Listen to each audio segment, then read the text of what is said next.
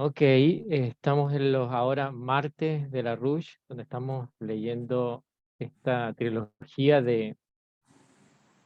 sobre un documento de Lino LaRouche. Y eso sí, nos habíamos quedado en esta parte de ecología, economía y creatividad, pero yo quería leer un poquito el párrafo que estaba antes, bueno, la hoja anterior y lo que queda hasta terminar. Y después para que mientras vayan pensando quién quiere leer.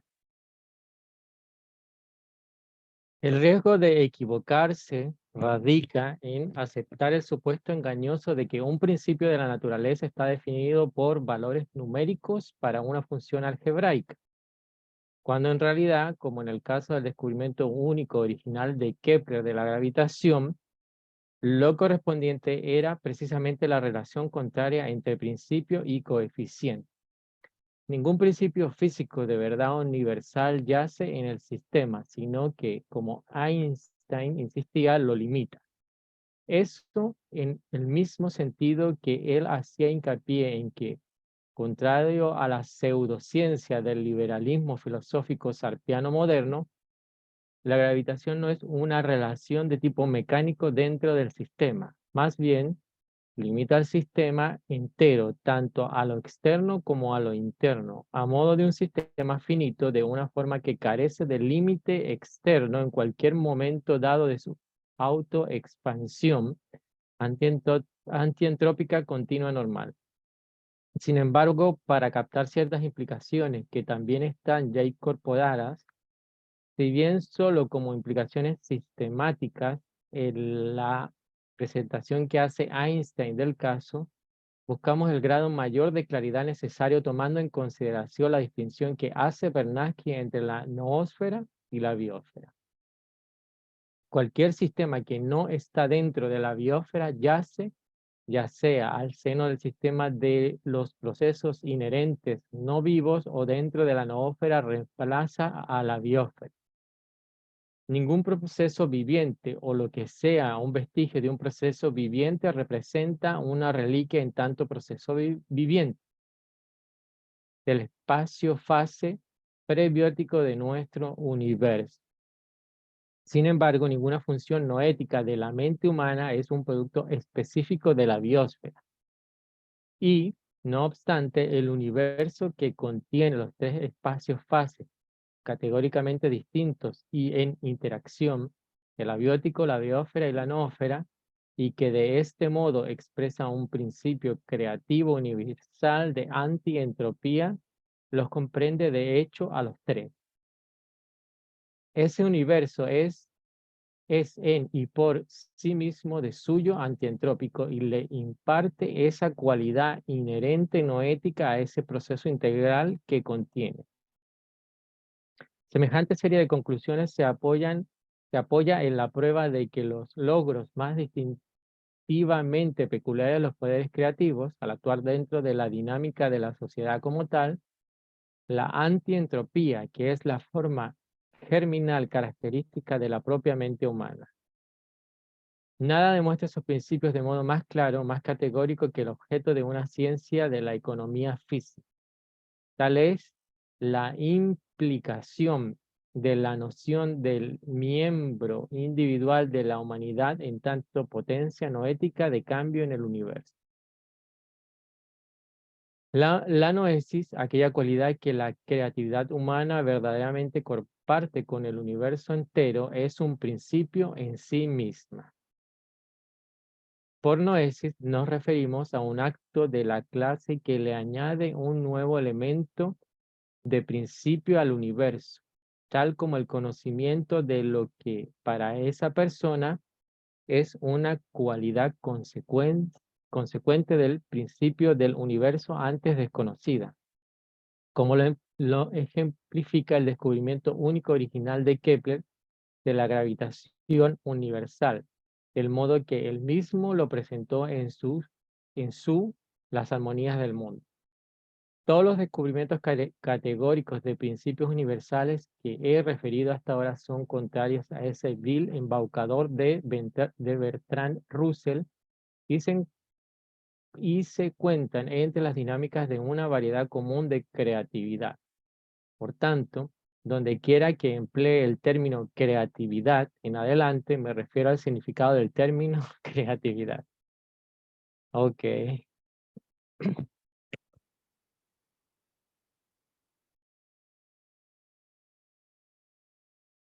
¿Quién quiere continuar?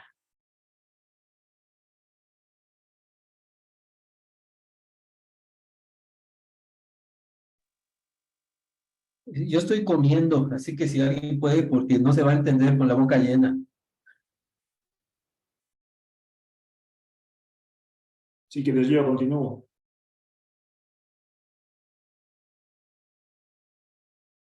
Ok. Ecología, economía y creatividad. El universo, hasta donde lo conocemos el presente, es en esencia antientrópico. Nuestro Sol es un producto de su vecindario inmediato, que sería nuestra galaxia, la cual a su vez fue producto del universo entero. El sistema solar y su tabla periódica de los elementos y cosas por el estilo probablemente sean producto de la fusión termonuclear polarizada generada por la evolución de un sol joven que en otro tiempo giraba a mayor velocidad. Las condiciones para el surgimiento de los procesos vivientes en el planeta Tierra se remontan en orígenes, al parecer manifiestos, a su proceso evolutivo. Las especies de la vida se generaron de manera ostensible en la Tierra, pero probablemente también debieron haber aparecido en lugares tales como otros rincones de nuestro sistema solar y más allá. Las especies vivas que rondan, se deslizan, reptan, vuelan, caminan o nadan con aparente premeditación sobre la Tierra, al interior de la corteza terrestre y en las masas de agua, constituyen una parte integral de lo que el académico Vladimir Vernadsky definió para la química física como una biosfera. En este marco fue que surgió la humanidad. La creatividad volitiva potencial característica de la humanidad está ausente en todas las demás especies vivientes conocidas. Así, la existencia de la humanidad cambia el principio ordenador del universo, lejos de lo que ha de suponerse como la característica de un universo en el que no exista la humanidad. Los órdenes de vida que surgen en medio de tales acontecimientos están representados, como ya indiqué aquí, por dos categorías generales distintas, la biosfera y la noosfera, del modo que el académico Vernadsky definió ambas con rigor científico. Aunque sabemos de la evolución en la biosfera, de órdenes tales como el de los marsupiales hasta el superior de los placentarios, ningún animal ni ninguna otra especie de vida equiparable, aparte de la humanidad, nos ha mostrado tener lo que puede clasificarse como poderes creativos comparables a la cualidad que distingue a la especie humana como absolutamente superior, de forma categórica, a otras formas de vida, incluso a las formas generadas de manera tan patente del marsupial al mamífero en el dominio de la vida animal.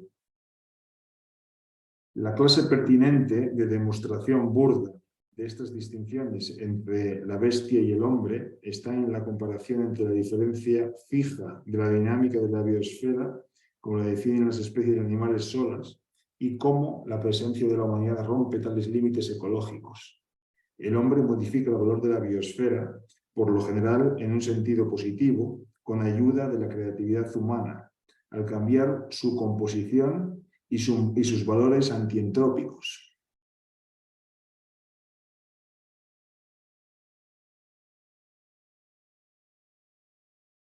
Continúo. La inmortalidad del alma. De mi conocimiento del tema, la idea de la inmortalidad del alma humana entró de manera significativa al dominio de la ciencia física europea, solo como un aspecto de lo que algunas corrientes del judaísmo comparten con las implicaciones científicas del cristianismo. Nota 19, por ejemplo, la puesta en evidencia del fraude de Aristóteles gracias a Filón de Alejandría y la labor de Moisés Mendelssohn.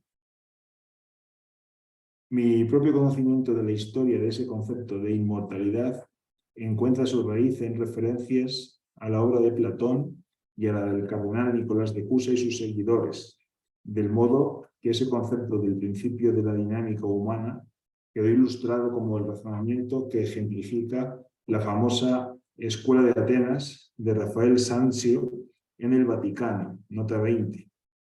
Algunos dirán que la personalidad de Platón señala el camino a Dios el Creador, en tanto que Aristóteles, de modo parecido, encamina a sus esbirros al infierno. Yo creo que Filón estaría completamente de acuerdo conmigo a ese respecto. Cualquier interpretación válida de los antecedentes de esa opinión atañe a la noción relacionada de una simultaneidad de la eternidad.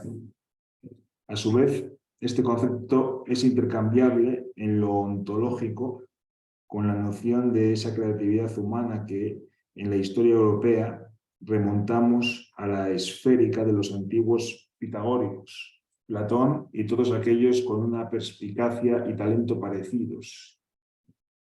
La solución célebre y singular de Arquitas para doblar el cuadrado por construcción ha representado en la historia una demostración científicamente decisiva del método de reconstrucción del conocimiento congruente con ese concepto. El descubrimiento de Kepler del principio general de la gravitación, como en Las armonías del mundo, es una expresión de esto, como lo son el concepto de Fermat, de la acción mínima, y el descubrimiento único original de Godofredo Leibniz del principio del cálculo infinitesimal. En general, como en esos casos que acabo de mencionar, la existencia de la acción en el espacio físico, como la del infinitesimal de la acción en el tiempo, ha de reemplazar la superstición de creer en el espacio absoluto y en el tiempo absoluto como tales. Ese concepto necesario tiene que ser dinámico, no percutiente. La demostración de ese principio de una ciencia de la economía física que subyace en la noción de una simultaneidad de la eternidad la presentó de una forma pedagógicamente avezada el argumento con el que Filón atacó la postura de los aristotélicos de su tiempo. El razonamiento teológico de Marras puede replantearse debidamente como sigue. La explicación de Aristóteles en cuestión es que, como el creador es perfecto, los frutos de su labor son perfectos. Por ende, según el razonamiento de los aristotélicos del caso, una vez creado el universo, al creador mismo le estaría vedado alterarlo. La implicación de esto es que los reduccionistas filosóficos, de los cuales ese dogma aristotélico es una muestra, no hubieran permitido la existencia de un Dios creador del universo en primer lugar. En medio es que la perfección de la creación radica en el poder del creador para alterarla. En otras palabras, en la ciencia física verdadera, la ley fundamental del universo es el poder continuo de creación. El universo es en esencia uno antientrópico, del cual se proscribe totalmente el concepto de entropía universal. Dicho de otro modo, para identificar en los términos más sencillos la conclusión a la que hay que llegar, la noción de un creador permanente, cuya existencia es contraria al supuesto aristotélico que Filón atacó, implica, si no es que basta para probar, la noción de un punto de referencia conceptual fijo de existencia en un universo que sufre transformaciones característicamente sistémicas. Bueno, Ok. Antes de continuar, si alguien quiere hacer algún comentario. Lo único que me queda una duda aquí, no sé si alguien sabrá, porque aquí en esta parte dice arquitas, doblar el cuadrado, pero no era el cubo el que dobla arquitas, o también fue el cuadrado y el cubo. Y aquí hay un error de transcripción, digamos. se refiere, no lo sé, pero no sé si se refiere a doblar el área del cuadrado o el volumen del cubo. Sí, pero eso es lo del cuadrado no sale en el Menón de Platón, si no me equivoco, ahí es donde se, digamos, Yo creo que tiene razón, Mauricio. Hay un error aquí, sí, porque porque Arquita es el quitas que, siempre eso. Dime. mm, sí, Arquita es el que hace crea un método para doblar el cubo, ¿no? Así es. Y siempre ha sido la referencia que la organización usa.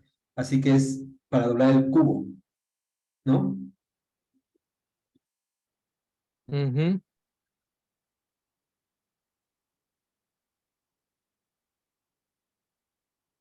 Si alguien quiere hacer algún comentario más o no sé, o tú, Hugo, pero bueno, doblar el cubo es una de las tareas que tenemos pendientes, que es muy difícil.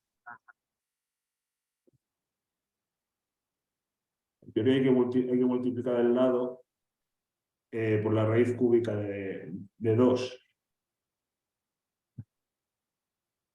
Claro, eso es ¿cómo se llama? Uno puede, digamos, hacer ese cálculo algebraicamente, no, sí, con números, digamos, pero hay que construirlo, ¿no? Geométricamente. Claro, Claro. geométricamente, ¿cómo lo construye?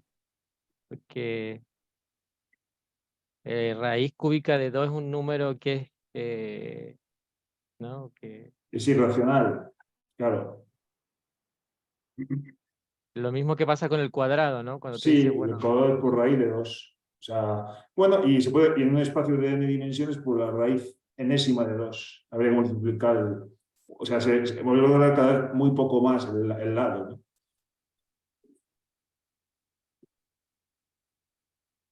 bueno.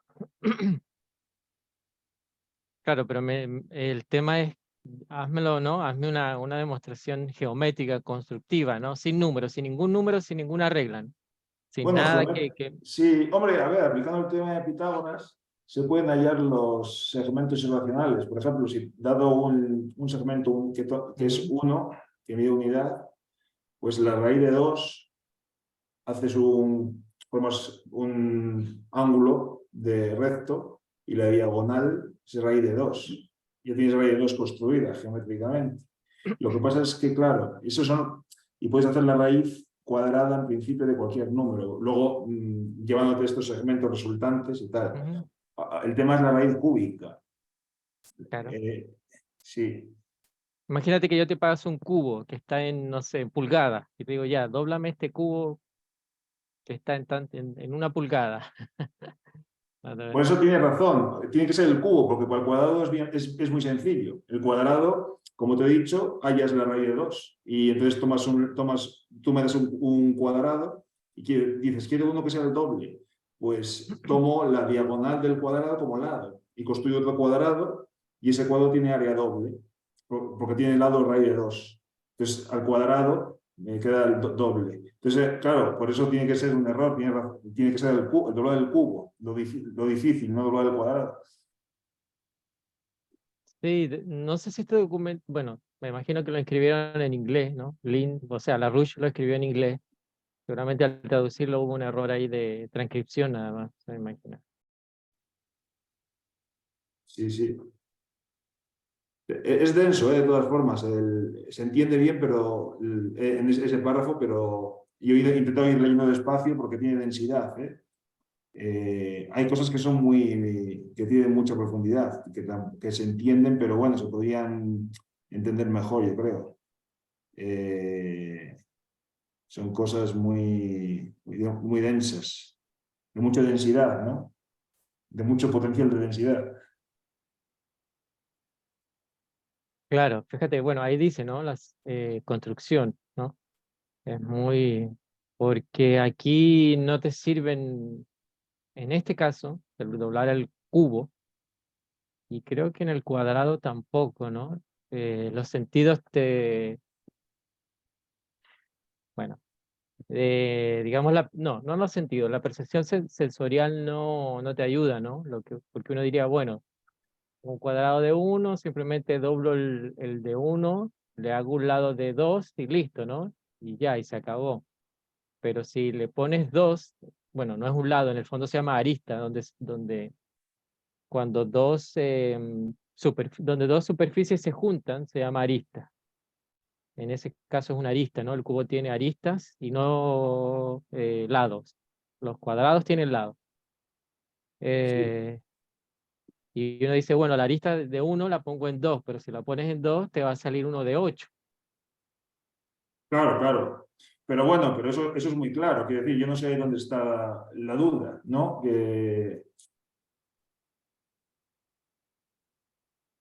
O sea, quiero decir que yo no sé cómo, que si lo piensas bien, no hay engaño ahí. Es decir, ahí tiene que ser raíz cúbica de 2 mayor la arista. Okay.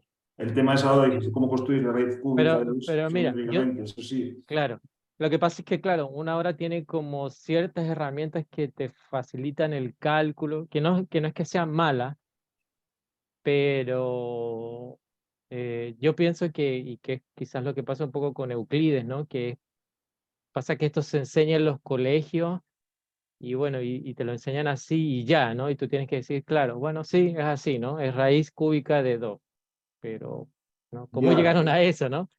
Entonces, a mí uno de los ejercicios mentales que siempre hago, por ejemplo, con Kepler o con cualquier cosa que estoy estudiando es, trato de como vivir ese momento y decir, bueno, en esa época no tenía la más mínima idea que era raíz cúbica, ¿no? Porque nadie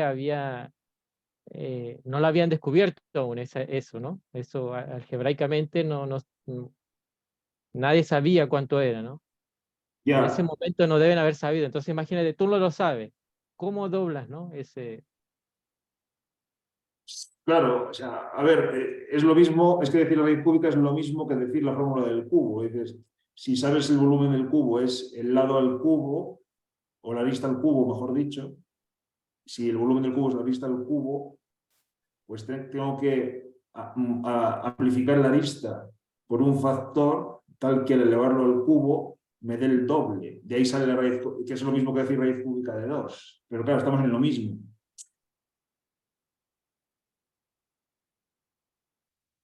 Claro, todavía estás usando lo de la raíz cúbica, ¿no? Pero trata de...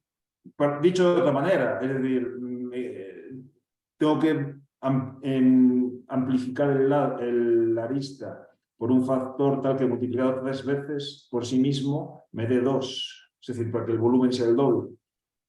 Esa es la cuestión, ¿no? Te dé el doble del volumen, porque lo que estás buscando es el volumen. Entonces, Claro, ya no es un como, plano, ¿no? Ya no es como el un plano como volumen en el es el lado cuadrado. al cubo, pues yo el lado le multiplico con un factor que multiplicado por 3 veces por sí mismo ese factor me dé el factor 2 para que Claro. multiplique por 2 el Pero volumen. esa sería como como cuando dice cuando hay una parte donde dice el concepto de la acción mínima, ¿no? De Fermat de la luz. Entonces, si te has fijado que la luz cuando se pone en cuando tú tomas, se puede hacer el experimento, yo lo he hecho, cuando tomas un haz de luz de un láser, por ejemplo, lo haces pasar por, digamos, del aire al agua, eh, uno pensará, bueno, va a ser una línea recta porque es el camino más rápido, supuestamente, ¿no? Porque uno ve una línea y piensa que es el camino que se puede llegar más rápido.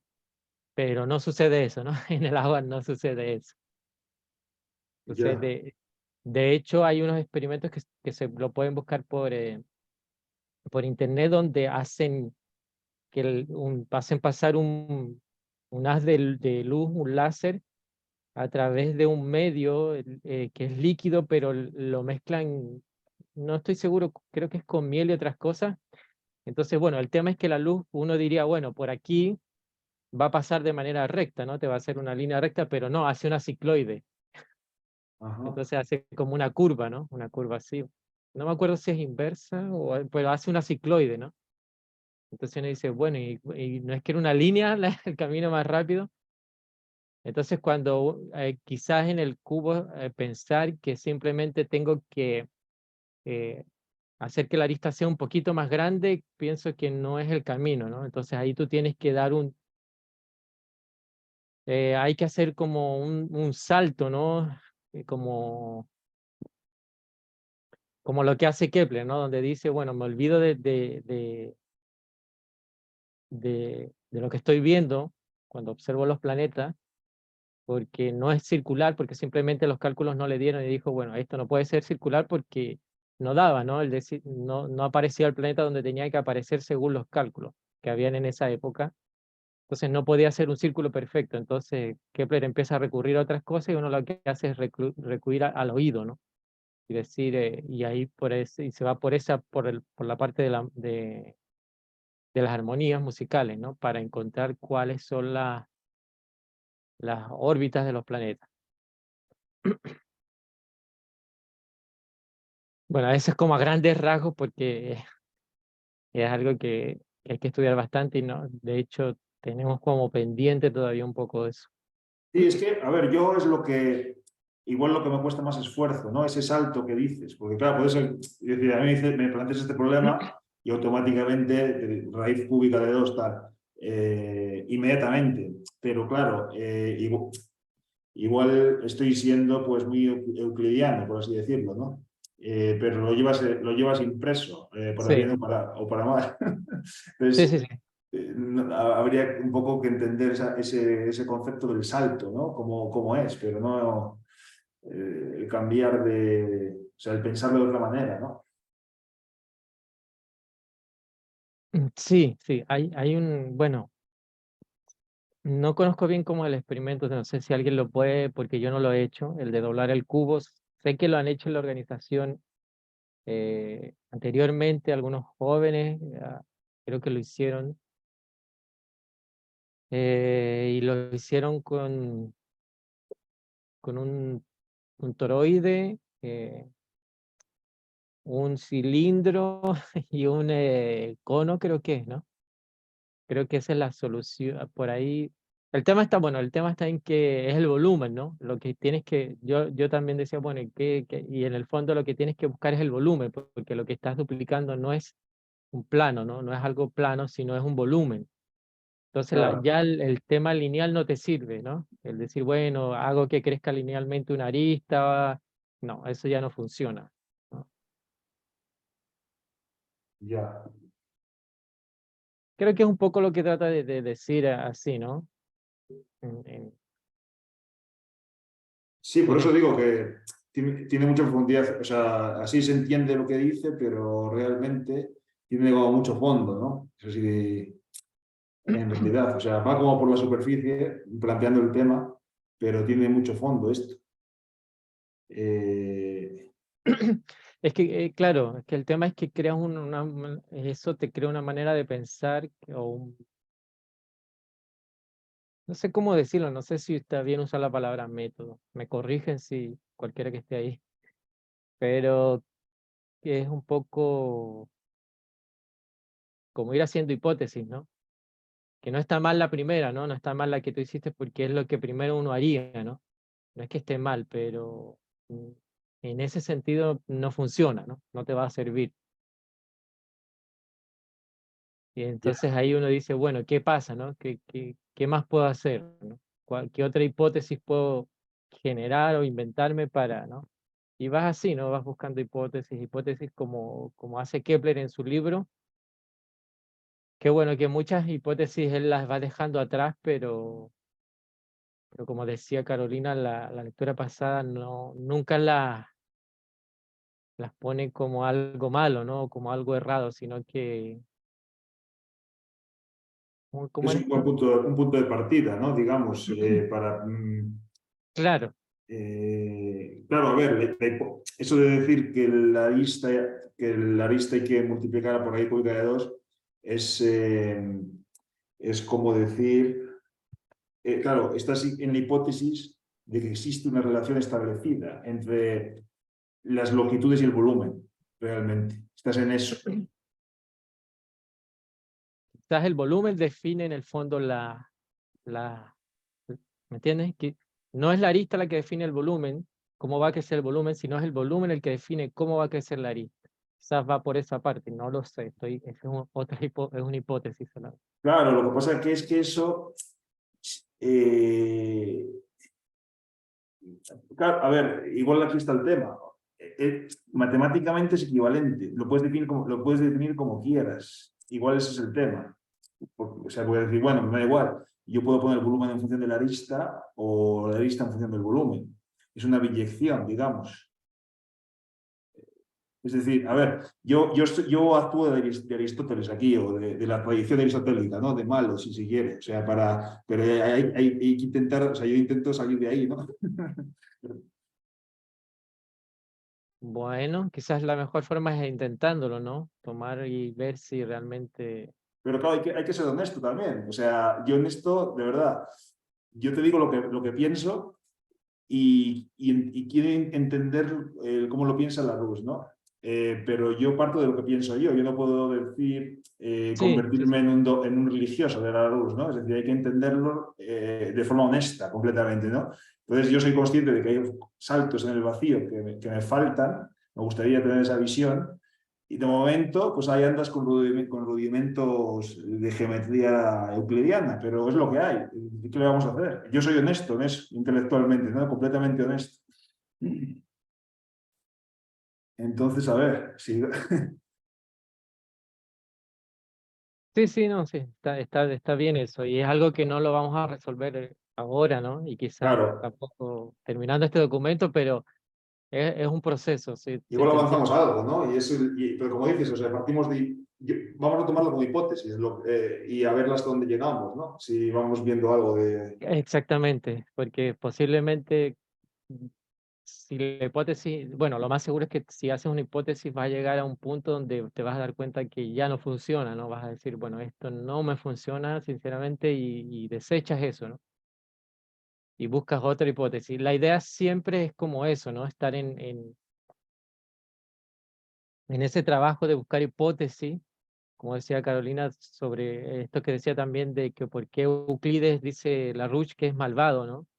Bueno, y aquí también por ahí dice que es como torpe, ¿no? Malvado y torpe, ¿no? Pero es un poco eso, ¿no? Siempre estar en ese y decir, bueno, tú haces una hipótesis, bueno, ¿por qué es malvado? Por X motivo, ¿no? Y dice, no, no, y trabajar eso, ¿no? Y trabajarlo. Y llegas a un momento en que vas a decir, bueno, no, esto como que no va por este camino, quizás es otra cosa, ¿no? Y desechas eso y buscas otra hipótesis y vas así hasta encontrar una que sí, ¿no? Que sí va a dar con por qué, ¿no? Porque es así.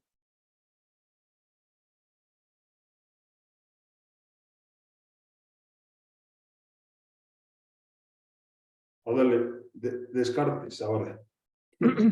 Ok, ¿quieres continuar o alguien más quiere leer? Si alguien quiere, adelante, porque he leído un buen trozo. Si no, sigo. Si no... Yo quiera, ¿se Voy escucha a mi voz? leer, a ver si me quita la gripa. Perfecto. La intervención de Descartes. Para propósito de referencia al empirismo. ¿Qué pasó? ¿Qué pasó? Moderno, tal como el de René Descartes y sus víctimas modernos. Dejemos que ese simpatizante de Paolo Sarpi, el totalmente perverso Descartes, sea el chivo expiatorio de Marras para desarrollar nuestro razonamiento aquí. Descartes es un seguidor de Paulo Sarpi, no de Aristóteles, pero el ataque contra Aristóteles aplica para nuestros propósitos aquí. Es necesario hacer un breve comentario sobre la importancia de Descartes desde principios del siglo XVIII en Europa para ubicar en su marco histórico lo que tenemos que decir hoy. Descartes es, con una salvedad importante, el modelo que usaron el abad Antonio Conti y otros para moldear la personalidad sintética de Sir Isaac Newton. La red de farsantes que se asocia de inmediato con Newton se creó principalmente como una facción dedicada a combatir e incluso a erradicar la reputación de Johannes Kepler. Pierre de Fermat y en cierta medida Christian Huygens, el blanco más significativo que escogieron los seguidores de Paolo Sarpi en el siglo XVIII, y después fue Godofredo Leibniz. El deseo de arruinar a Leibniz en los 1690 y después un deseo que tenía como premisa la intención de defender los rasgos principales de la supuesta autoridad de Descartes, era el factor motivador principal en aquella labor de una red de mentideros que se creó para ensalzar la reputación de la personalidad sintética de Sir Isaac Newton, un proyecto que iniciaron el abad Antonio Conti y Voltaire, y que se puso en ejecución a través de una red de cenáculos en los que participaban Abraham de Moivre, Jean Lebrun d'Alembert, Leonard Euler, su protegido Joseph de Lagrange, e individuos tales como Pierre-Simon de Laplace, Augustin Cauchy, Rudolf Clausius, Hermann Grassmann y Lord Kelvin.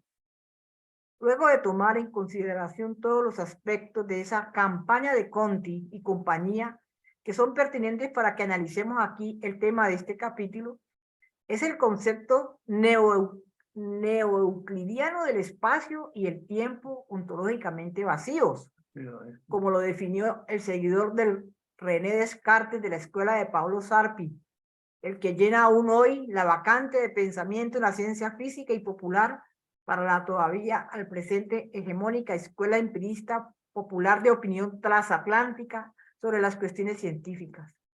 Incluso en los casos en los que el efecto del progreso del siglo XIX en la ciencia continental europea ha amenazado con reemplazar la noción axiomática. ¿Dónde vamos? Axiomática. Sí, cartesiana del espacio vacío. Casi no hay avance significativo alguno, aún en atención a las pruebas que dejan a descubierto el fraude del espacio vacío, estilo euclidiano del tiempo del reloj. Para entender el origen y las características de las nociones falaces de tiempo y espacio que examinamos en este momento, tienen que estimarse las siguientes implicaciones muy antiguas del fraude de Descartes y sus seguidores.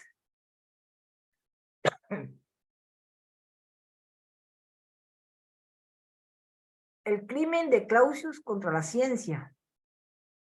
La afirmación fraudulenta que se introdujo como el culto popularizado a esta doctrina de la termodinámica, que tiene como premisa la iniciativa de Rudolf Clausius, el matemático Hermann Grassmann y su socio Lord Kelvin, se ha vuelto el obstáculo más conspicuo que impide reconocer la realidad del tiempo físico en vez de la del reloj. ¿Quién lee la 21? 21. Ver la nota al pie de la página. 293 de Bernard Riemann. La Gesammelte Mathematische Werke. H. Weber. Editorial Nueva York, reimpresión de Dover Publicaciones. Bueno, el ataque póstumo que hace el redactor David Weber ahí contra la obra de Riemann tiene como premisa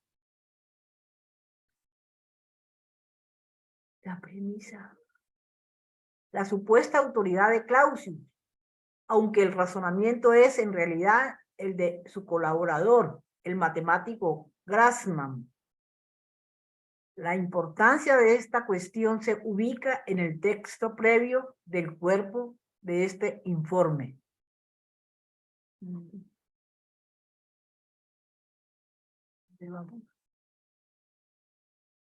¿Así?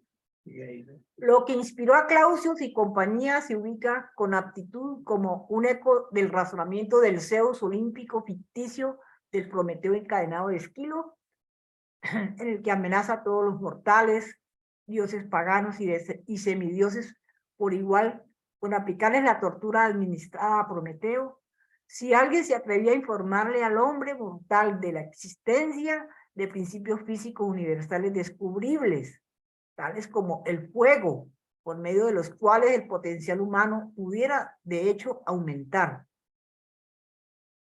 Aunque el relato de Esquilo es una de las composiciones clásicas más grandiosas de toda la historia conocida de la civilización europea, lo que pone el Boca de Zeus es, como hecho histórico, aún hoy, el problema político y moral más grande de la historia conocida de la humanidad. Lo que expresa el personaje de Zeus de Esquilo, así como Clausius, Grassmann y Kelvin, se cuenta entre los fraudes más crueles contra la ciencia y la humanidad en el compendio total de la historia conocida hasta la fecha. Tal es el efecto de la doctrina que se conoce como la entropía universal desde tiempos de Clausius o antes de él, como la conocían criaturas tales como el Juan María Ortiz, cuya edición en inglés de su obra fue plagiada con tanta profusión por Thomas Malthus. El origen conocido del modelo oligárquico prescrito por ese Zeus ficticio se remonta desde la bruma de milenios más antiguos a la suerte de modelo marítimo oligárquico que surgió tanto en la región del Mediterráneo como tierra adentro en el oeste de Asia. Las características incipientes de estas culturas arraigadas en semejantes épocas.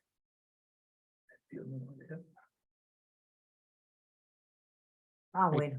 Si quieren, yo Vamos. leo la 22. La 22, ¿la va a leer, Mauricio? Sí. Bueno.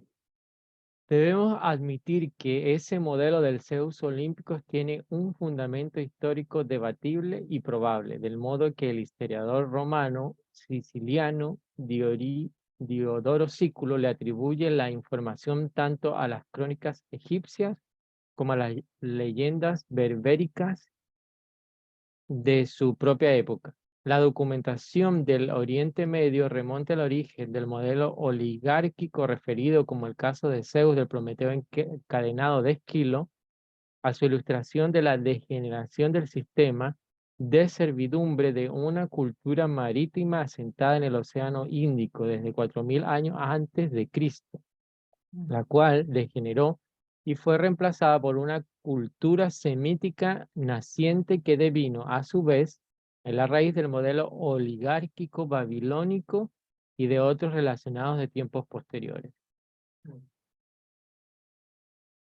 Bueno. Tan antigua ha sido el modelo de sociedad que se funda en el principio del ganado humano, del ganado que habla, pero no demasiado, de la autoridad de quienes son considerados como los cuasidioses o semicuasidioses paganos, a los que se les encomienda la función de dirigir de manera más o menos arbitraria un régimen de semidioses de carne y hueso, cuyo poder lo limita el poder aún superior del placer de dioses míticos invisibles. La Ilíada y la Odisea homérica son casos contrastantes que ilustran hoy cuál es la función de la tradición de tales dioses y semidioses paganos.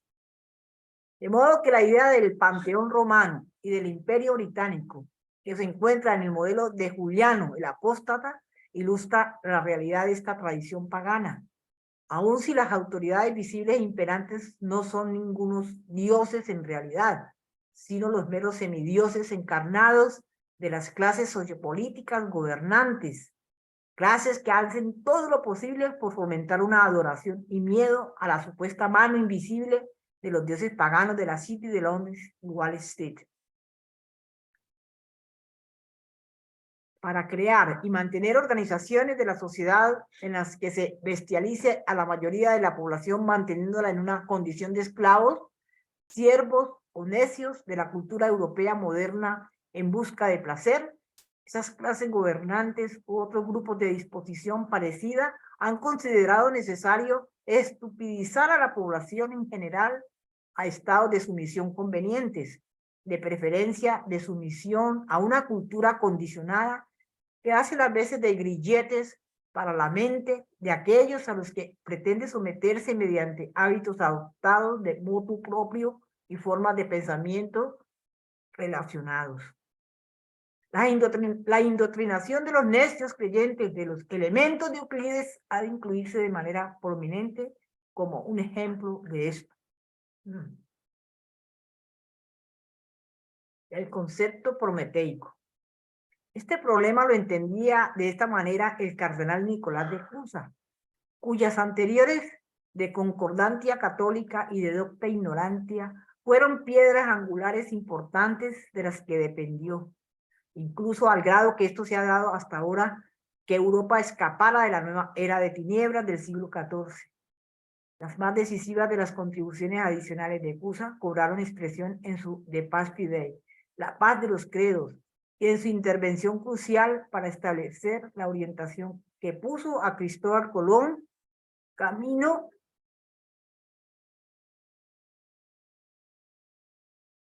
a descubrir las Américas. Esto es para recalcar a este último respecto que el reconocimiento de Cusa del papel pernicioso que desempeñaba la oligarquía financiera veneciana en su empeño por destruir el gran renacimiento europeo de mediados del siglo XV, exigió atravesar los océanos para extender las relaciones de Europa en otros continentes. Colón, quien descubrió y adoptó esta orientación de Cusa más o menos en 1480 después de Cristo, dio pie así a la iniciativa que llevó a las mejores corrientes de Europa a llevarse de forma esperanzadora parte de lo mejor de la cultura europea a un lugar distante, de relativa seguridad y libre de las garras inmediatas de la oligarquía del viejo continente, que esencialmente estaba dominada por los financieros.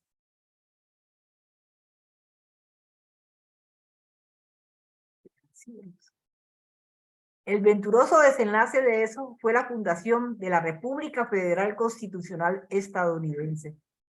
Lo desafortunado fue que las oligarquías financieras del viejo continente y otras relacionadas dieron caza a las colonias europeas a través de los océanos y trataron de someterlas de manera permanente a su corrupción, de modo que la creación de Londres imperial, la Confederación Norteamericana, se creó con este propósito, y su mascota Wall Street ha continuado esta función depredadora de seducción y demás corrupción con una recién concluida presidencia estadounidense de una corrupción moral y financiera monstruosa, de cuya condición inducida de ruina estamos luchando ahora por levantarnos de nuevo. No obstante, dicho todo lo anterior, y mucho más en el mismo sentido, la naturaleza del ser humano individual como distinta de la de todas las formas inferiores de vida demuestra ser eficiente en cuanto a que los poderes creativos inherentes y el carácter innato del ser humano individual han generado una mejora en el tamaño y la condición de la población humana en general, y también nos han dado los medios potenciales para que alcancemos niveles de progreso que ninguna otra especie ha visto en o antes de nuestro tiempo. Las condiciones y de forma más significativa el potencial para lograr semejante progreso permanente están en y entre nosotros hoy. Todo este progreso y todo el potencial de avanzar en el futuro dependen de la veracidad de esto que enuncia el Prometeo ficticio del Prometeo encadenado, y que también declaran de manera implícita y de otros modos aquellos que ven en la especie humana una fuerza evolutiva que nos acerca a una semejanza con el autor de este universo. Si estamos, aunque sea dispuestos y somos capaces de aceptar ese desafío de la inmortalidad. De manera que, del modo que la Declaración de Independencia de Estados Unidos cita a la búsqueda de la felicidad de Godofredo Leibniz en la fundación de nuestra república, el objetivo de reconciliar nuestro propósito en la vida para tal efecto de nuestra existencia en tanto personalidades que van más allá del aspecto bestial de nuestra carne, es la perspectiva de compromiso personal que animará nuestra ansia de cierta inmortalidad que se expresa de formas diversas, entre ellas el progreso científico y tecnológico en la condición y un aumento del poder per cápita y por kilómetro cuadrado de la especie humana. Con ese sino,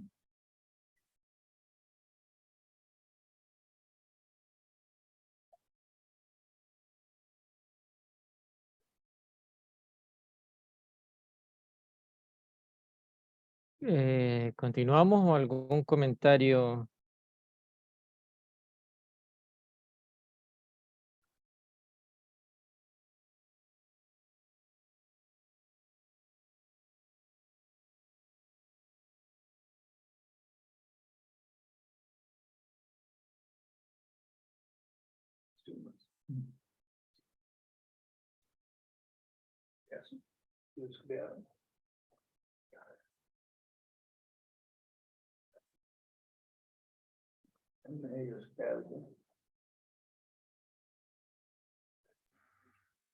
A ver, Mauricio, Sí, sí, sí.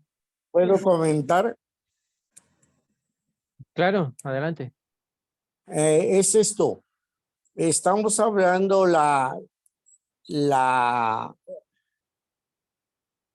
el siglo XVII, allá por el mil y feria, ¿no? 1700, 1800. También estaba dándose la batalla de, como ya dijimos, de Cusa, pero en relación a los ataques de la consustabilidad de la figura de Cristo. Esto es importante porque efectivamente, para ahí cuando se dieron los concilios en donde se plantearon el credo de Nicea, etcétera, fue exactamente en esos mismos años, en esos aconteceres donde se estaba también dando la batalla en los aportes de, en este caso, por el estudio presente que estamos leyendo, todos los matemáticos, el grupo que profundamente falseó y que nadie, entre comillas, nadie notó, porque igual se siguen repitiendo el caso de Ucrania, por ejemplo, que está preparando, decimos, a la sociedad, a todo mundo de todos los sectores, está preparando para un ataque que nunca, así lo dicen, entre comillas, que nunca se ha visto y que va a ser muy desastroso. Es decir, siempre condicionando y que nadie dice nada. Es decir, en los medios, pues obviamente que no lo van a decir porque están al servicio, pero las pocas voces, como en aquel entonces, pues exactamente era el planteamiento de contra Descartes, contra el mismo que estamos estudiando, Lagrange y todos estos matemáticos que cuando uno lee 40 libros de matemáticas, por decir, llegas a la conclusión que nada sirve. Es decir, que finalmente todas las soluciones de las 25 engranajes de ecuaciones diferenciales están sujetas qué caramba, es decir, a restricciones. Y ahí te vas resolviendo hasta llegar a la solución. Pero eso es exactamente llegar a soluciones lineales para un problema que no es lineal. Ok.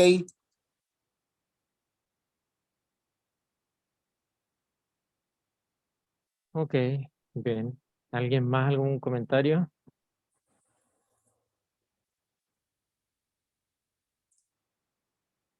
Que por ahí se permea a ver desde dónde viene la maldad de Aristóteles con Euclides, ¿no? Todo lo que la va mostrando, como en las épocas antiguas de la esclavitud, tenían a los hombres, a los seres humanos como una manada de animales, un ganado, que no pensaba, que no, solamente lo que están haciendo ahora con Malthus, ¿no? Con todo el pensamiento de Malthus de que somos también ganado, ¿no? Que vivimos en la jungla Sí, ese es el concepto del pensamiento que todavía permea esa maldad.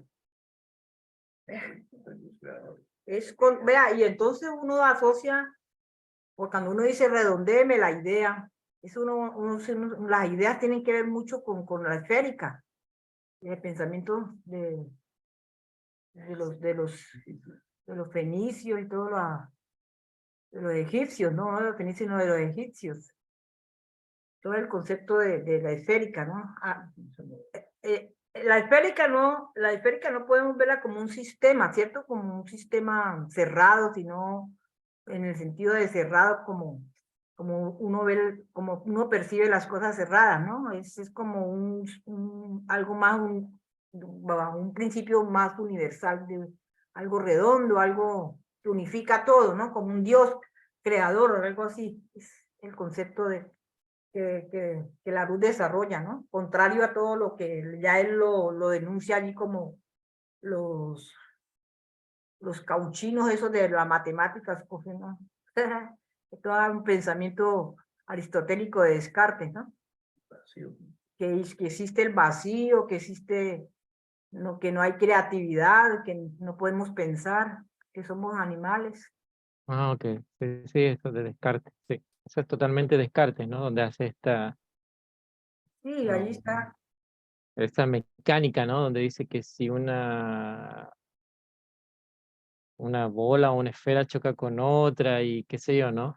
Toda esa, Eso, que no hay armonía, sí. que es un universo mecánico y bueno, y dice que Universo mecánico. Que todo ya está dado, ¿no? Mecánica antrópica. Que uno no puede crear nada, y que todo está dado. Ya exacto, claro, que hay claro, exactamente, que hay como ciertas leyes entrópicas, ¿no? Mecánicas que definen cómo es el universo y llega hasta ahí, ¿no? No va más allá cómo que nos eso, ¿no? debemos comportar, sí, exacto. O sea, no hace uno descubrimientos entonces, pero Kepler lo demostró y le acabó todo, demostró que era todo diferente a lo que ellos pensaban. Bueno, bueno, yo nunca he leído a Newton, la verdad, voy a ser bien honesto, pero lo poco y nada que entiendo de él es que él siempre llegaba como de repente con estos trabajos con un montón de fórmulas, ¿no? Y cosas Sí, así. la gravedad, ¿cierto? ¿Cómo le explican a uno la gravedad? Claro, Con es que es muy diferente como lo que hace Kepler, ¿no? Que sí te demuestra, ¿no? Cuál fue el proceso para descubrirlo, ¿no? mecánicos a gravedad que le enseñan a uno en matemáticas con números nada más enteros y luego, luego las raíces de todo eso y todo, pero no le muestra a uno una composición como cuando uno crea a partir del círculo, crea todos los demás sólidos, ¿no? Diferente. No sé si a partir del círculo, sí las figuras planas, sí se pueden quedar a partir del círculo, pero las sólidas ya no, creo que... Vale, sólidas, el cubo se crea con el círculo. El triángulo, o sea, el tetraedro con el círculo también, parte de ellas. O sea, se parte de un principio universal con ellos. Sí. Porque ¿de dónde sale el triángulo? Triángulo, uno le dice que son tres, pero para ser tan equilátero, sale del círculo. Sí, pero ¿de dónde sale el círculo, no? El círculo sale de una línea. De la acción de rotación, Y ¿no? sí, con una Ajá. línea y un movimiento. La acción de rotación del principio de masa. La masa y Pero, masa. pero pueden hacer una esfera con un círculo, Una esfera con un círculo. no, ¿verdad? Ah, no, eso ya es diferente el mirarlo el volumen, ¿no? Claro, pero si yo corto una esfera, Aguilera, te sale un círculo, ¿verdad? ¿se puede, Aguilera? Mm, Ah, bueno, mira, casualmente en la universidad, cuando se hacían las visitas a las escuelas en donde se había especialidades de los maestros, en el Politécnico alguna vez y en la universidad, plantearon exactamente de dónde sale el círculo. Y un maestro empleó la siguiente figura, un círculo fulano X, no sé, la derivada de la sombra de una naranja, la derivada de la sombra de un aro, y se forma en la superficie un círculo armonioso. Pues de ahí encontró que la relación, o más bien explicó la relación que hay con el número pi. Cualquiera circunferencia estaba sujeta a esa constante del número pi, que siendo 3 veces el diámetro de cualquier círculo inscrita en su derredor, podía calcularse el área. Pero la propuesta era cómo formar el cubo, más bien la figura cúbica, en este caso el volumen, la esfera. Ok, agarró y desde el centro trazó un radio, y por decir algo, infinitos radios, pero que fueran coincidiendo cada X, cada 2 o 3 radios angulares, así hasta formar una estrella, la cual se le ocurrió desdoblarla, desplegarla, ¿sí? Así como cuando a un pollo lo picamos y lo desdoblamos, así en ese caso la figura la desdobló y quedaron todo el costillar. Ese costillar finalmente son 2, ¿no? Finalmente el que forma el costillar exterior y el costillar que está interior. Pero si el costillar interior, una vez que desdoblamos la esfera así tratada, se nos forma una figura rectangular con constantes radio por, en este caso pi, pero pi sabemos bien que son 3 veces lo que es la constante, ¿no?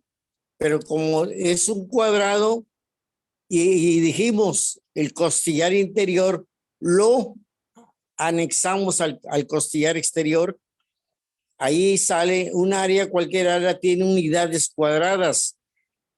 En este caso, el radio por el diámetro al cuadrado. Así sería la fórmula del área. Pero aquí resultó dijéramos, lo inesperado. Dar un giro primero para empezar, ¿no? De 30 grados y se nos forma un sector volumétrico. Después le damos otro giro, ¿sí? A esa media, como dijimos, a uno de los gajos. Ahí, el exterior, por ejemplo, le damos vuelta y se va formando el sector volumétrico que se complementa una vez que hagamos lo mismo con el otro sector. En esa forma, dijéramos, de geometría descriptiva, allí se llegó a la formación, a la construcción del volumen de la esfera armónica totalmente. Pero aquí surge una pregunta, como ya hace un rato surgió en la lectura que hizo Nelly. Es el asunto de que en qué unidades, volvemos a preguntar, puede ser medible el caso de una figura ovoide, oval. Ahí ya es otra situación. ¿Cuáles son las constantes tensoriales que hacen que por un lado brinque y por otro lado se achate la figura ovoide. Ok.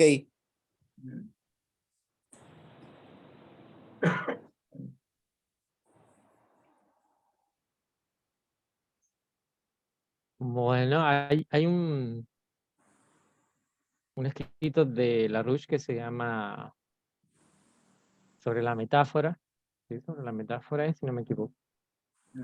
Sí. Y ahí él dice que a partir de la esfera, haciéndole ciertos cortes a las esferas, se obtiene lo sólido. Pero bueno, sí.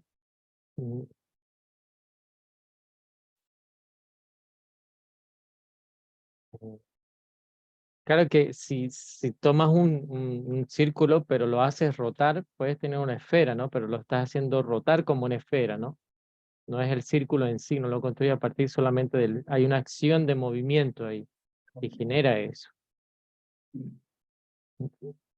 No se genera a partir del círculo por sí solo, ¿no? No es que el círculo está ahí, genera la esfera, no, tienes que moverlo esféricamente, ¿no? Darle un movimiento esférico para que haga una esfera.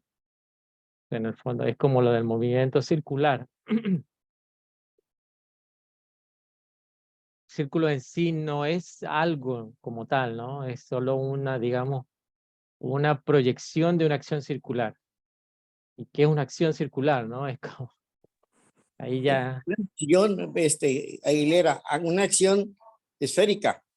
Ahorita me viene la idea, si me permites, cuando estuve observando y lo platicaba con Castilleja, la explosión dentro de un hoyo negro en una de las constelaciones, casualmente, anidada venía en la explosión, venía la figura esférica, hasta llegar y envolver a la siguiente constelación. Y es una maravilla que me tocó verlo. A mí me tocó verlo, se lo conté a Castilleja. Pero aquí es importante, qué bueno que tocase el tema, porque es una serie de anidada de figuras esféricas. Pero vamos a, entre comillas, digo yo, porque no aporta nada a lo que voy a decir, a través de la explosión. A través de la explosión se proyectaron esferas anidadas. Ok. Es que, espera, ya.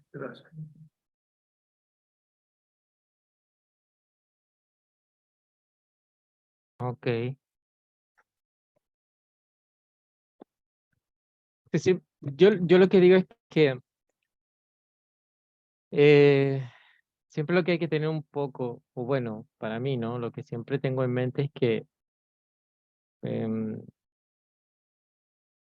una figura geométrica, un círculo, o qué sé yo, un cuadrado, eh, o, o y yo diría incluso hasta una esfera, ellas en sí no representan algo, ¿no? No son un principio en sí. Quizás sirven como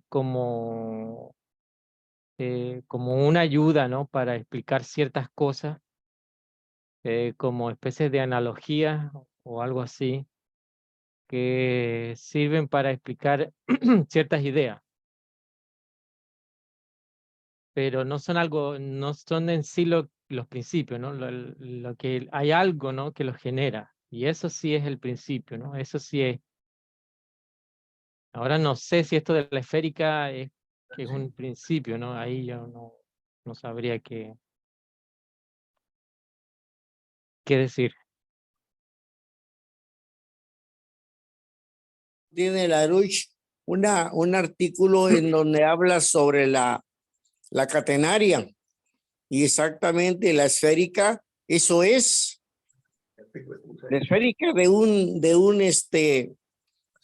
anidado, hogar de los pájaros. Eso es una semiesfera, un cascarón en donde en donde se debate la armonía, hasta cierta poesía, dijéramos decir, del asunto de la vivienda de unas aves. Pero igual, eso sí, en cuanto a la esférica. Pero ¿qué podemos decir también físicamente ahorita que estamos hablando de las explosiones allá en el mundo exterior, en la estratosfera? ¿Qué podríamos decir también? No sé, de las órbitas. Hay algunas que se dicen que son órbitas y que podían formar una figura con el tiempo volumétrica, una esfera. No recuerdo bien de una estrella de un planeta aquí en el sistema solar, que no obedece tanto a estar en su perihelio y en el otra extensión, moviéndose de izquierda a derecha y nada más quedar, sino esta tiene todo el movimiento completo. Ese es otra, o bueno, de los fenómenos, de los pocos que nos ha tocado ver, pero que hay una gigantesca aplicación de la esférica como concepto, así que tú bien lo dices, que es el principio, pero ¿qué contiene? La pregunta, y es una pregunta pues hasta que nos ponen a pensar que bueno, y que caramba, el solo hecho en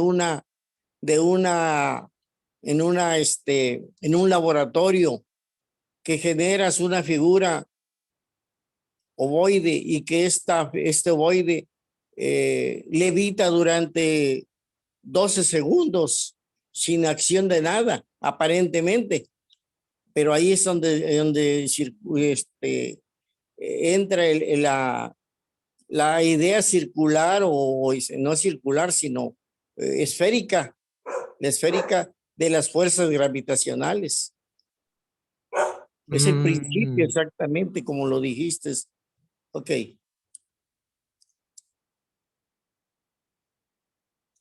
Mira, no sé, la verdad esa parte no, no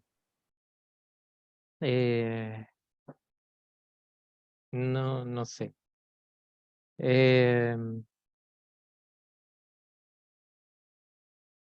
Lo que no se olviden que Kepler cuando hace su hipótesis esta de las esferas en el capítulo 13, él eso lo termina como, bueno, ahí hay una discusión, tenemos una discusión con Carolina y sobre ese trabajo que estamos viendo sobre lo de Kepler, y yo digo que no, que la esfera no es lo que da las órbitas. Hay algo más ahí que tampoco puede definir una esfera, las órbitas.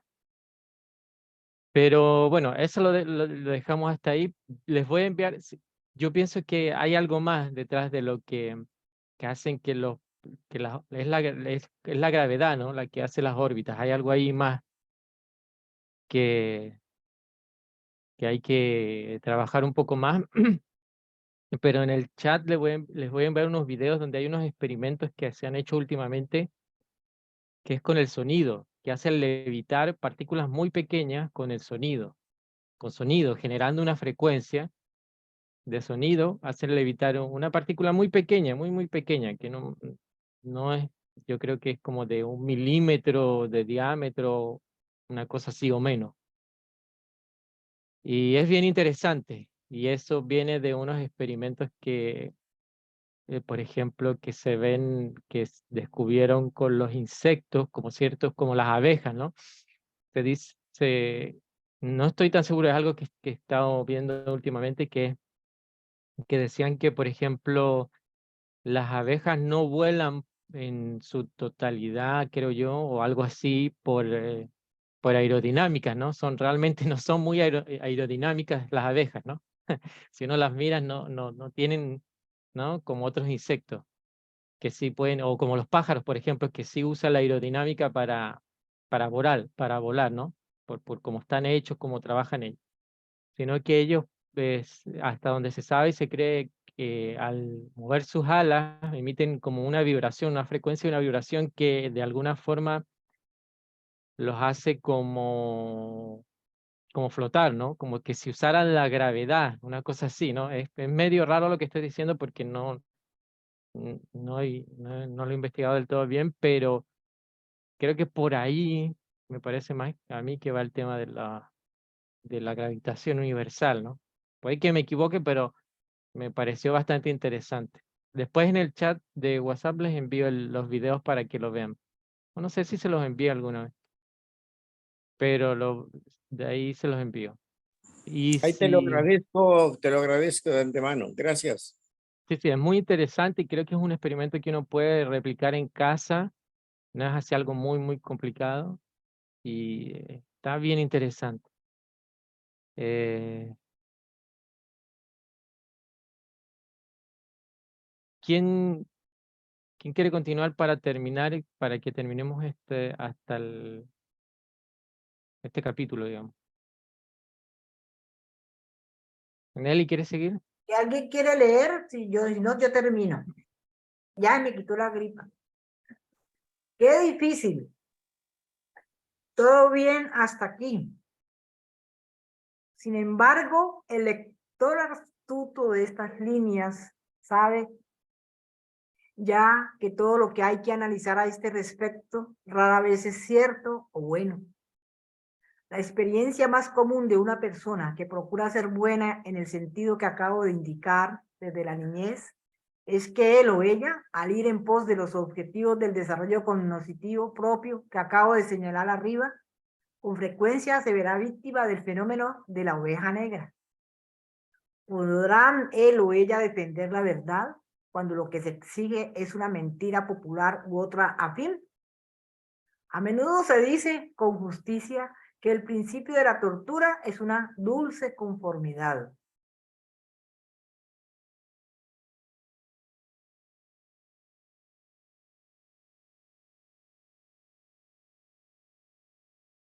¿Por qué mienten los estudiantes en la escuela? Como describió Adam Smith en su teoría de los sentimientos morales de 1759, para buscar el placer y huir del dolor. La verdad no necesariamente entra en consideración en el aula ni en el patio de recreo. Lo que se espera que repitas, repites. Así, en nuestra sociedad actual, decir la verdad por lo general es algo que se evita y con frecuencia es hasta peligroso. Ser popular tiene sus riesgos, pero no deja de ser el objetivo de quienes son, al menos temporalmente, prósperos e influyentes, hasta que topan con lo que pasan a considerar como la súbita injusticia de su propia desgracia.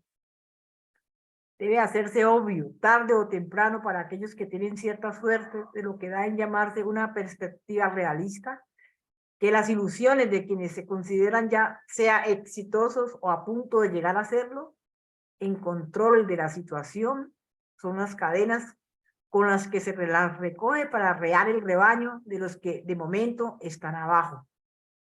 Sin embargo, por lo general un cambio de papeles amenaza de cerca. La verdad no yace en el pasado ni en el presente, sino en la devoción por un futuro mejor. Un futuro mejor habitualmente resulta ser algo que acontece, como para Nicolás Maquiavelo, cuando uno es más viejo o ha muerto ya. Por regla general, la sabiduría es una devoción por lo que debiera vivir una generación futura. A su vez, esa felicidad, en el sentido del pasaje de Leibniz que contiene la Declaración de Independencia de Estados Unidos de 1776, significa garantizar el desenlace futuro del presente. Tomemos la tragedia de Hamlet de Shakespeare como un caso pertinente. En el famoso soliloquio Ser o no ser, Hamlet ve su devoción adoptada como su propia perdición. Esto no es porque no haya alternativa, sino porque no hay una aceptable para un miembro reputado ni siquiera para un oficial de su sociedad condenada a destruirse por su propia mano. Esa condena no está en él, sino en la característica que atañe a su sociedad, una jaula creada por la compulsión de apegarse a los hábitos de su sociedad, jaula de la cual no está del todo dispuesto a escapar. En la trilogía de Wallace y de Schiller, no es lo que hace lo que define la suerte del protagonista, sino lo que no sabe cómo hacer, precisamente porque la perversidad que hace presa de su sociedad no es la suya, sino que Wallace es prisionero tanto de la cultura en la tradición de las guerras de los Países Bajos, como del entorno cultural de los Habsburgos y Paolo Sarpi, lejos del impulso westfaliano del cardenal Julio Mazarino. Después de todo, el Wallenstein de Schiller no es ficción, sino la sombra de la historia real, puesta en escena como un drama histórico verídico.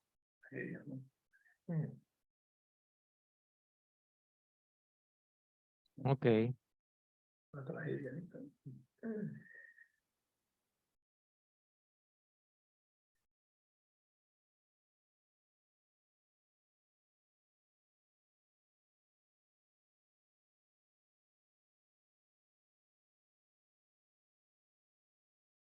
Entonces, si nadie tiene un comentario sobre esto, lo dejamos hasta aquí.